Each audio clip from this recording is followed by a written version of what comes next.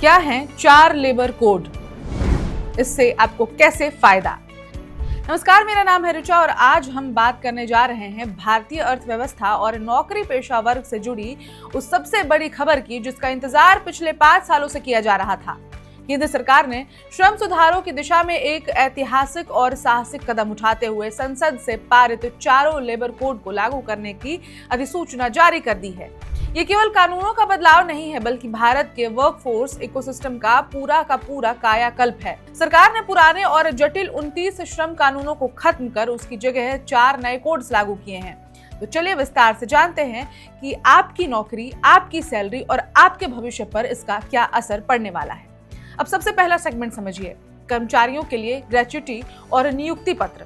सबसे पहले बात करते हैं उन बदलावों की जो सीधा आपकी जेब और अधिकारों से जुड़े हैं। नए लेबर कोड में सबसे बड़ा बदलाव ग्रेच्युटी के नियमों में किया गया है। अब तक नियम ये था कि ग्रेच्युटी पाने के लिए किसी एक कंपनी में लगातार 5 साल काम करना अनिवार्य था, लेकिन नए नियमों के तहत ये सीमा घटाकर मात्र 1 साल कर दी गई है। यानी अब 1 साल की नौकरी के बाद ही कर्मचारी ग्रेच्युटी का हकदार हो जाएगा।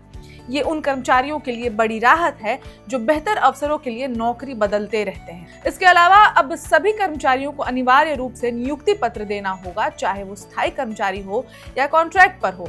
ज्वाइनिंग लेटर उसका कानूनी अधिकार होगा।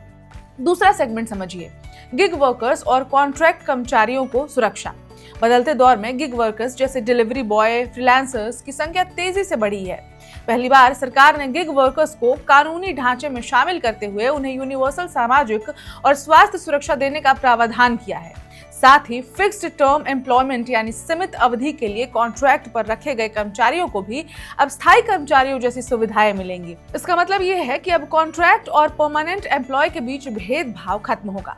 इसका तीसरा सेगमेंट समझिए, काम के घंटे, ओवरटाइम और महिलाओं की सुरक्षा। वर्क लाइफ बैलेंस और वेतन को लेकर भी नए नियम आए हैं।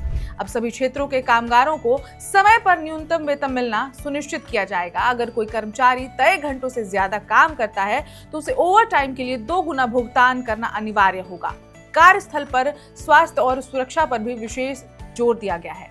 40 वर्ष से अधिक उम्र के हर कामगार की सालाना मुफ्त अनिवार्य चिकित्सा यानी मेडिकल चेकअप की जिम्मेदारी अब नियोक्ता की होगी।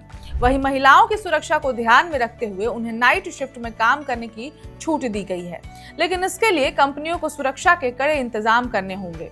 सेगमेंट 4 भी समझ लीजिए, उद्योग और निवेश, ईज ऑफ डूइंग बिजनेस।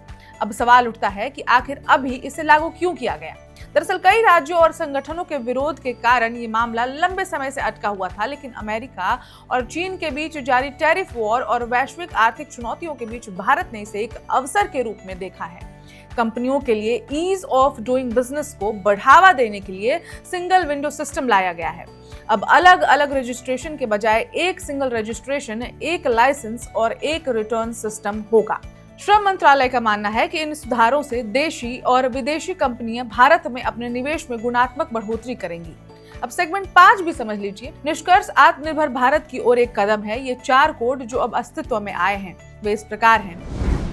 मजदूरी पर code, code on wages 2019, industrial relation code 2020, code on social security 2020, safety health and working condition code OSHWC code 2020।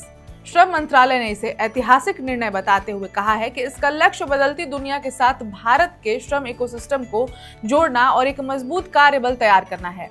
ये आत्मनिर्भर भारत के निर्माण की दिशा के लिए सबसे बड़ी कदम और जरूरत थी इसकी। तो दोस्तों, ये थी नए लेबर कोड को लेकर पूरी जानकारी। इन बदलावों पर आपकी क्या राय है? क्या इससे कर्मचारियों का जीवन बेहतर होगा? अपने विचार हमें जरूर बताएं और देखते रहें one India Hindi. Subscribe to One India and never miss an update. Download the One India app now.